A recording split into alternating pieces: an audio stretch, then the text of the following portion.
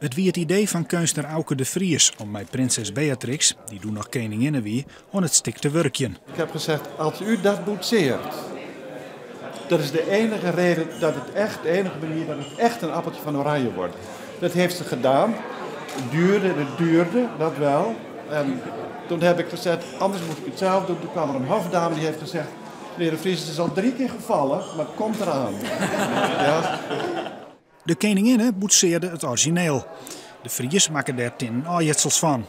Het is de eerste keer dat het stik uitleend is. Dat ze wat een worden voordat de Tweede Kamer akkoord gaat. Kunnen de appeltjes wel gemist worden in de Tweede Kamer? Nou, eigenlijk niet natuurlijk, want het stuk hoort echt bij de Kamer. Maar gelukkig hebben we van de kunstenaar, Auke de Vries, een ander stuk in bruikleen gekregen. Zodat het plekje niet helemaal leeg is. Ik zag u er net even aan zitten, aan de appeltjes. Hoe voelde dat? Ja, dat was voor mij ook een eerste keer. Want ook in de Kamer staat hij in dezelfde vitrine als hier. Dus ik kijk er ook altijd door glas naartoe. En nu mocht ik hem even aanraken. Ja, dat was toch een kans die ik niet aan mij voorbij wilde laten gaan.